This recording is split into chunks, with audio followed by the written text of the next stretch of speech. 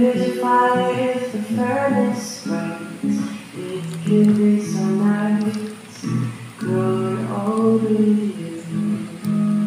po ay Saguyepyep.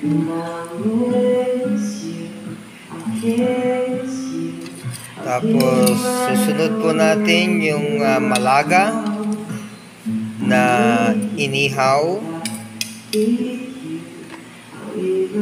Pakulaan mo muna. Magic sarap po yan, pampalasa. Ngayon po ay titignan natin kung luto na yung saluyot. Mga another 2 minutes pa po. Pero before that, tikman muna natin kung may lasa.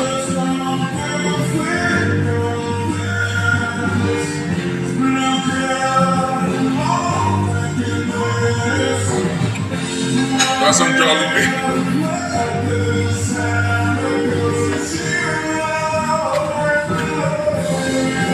Lalagyan po natin ng konting asin pa. Mga half teaspoon na asin.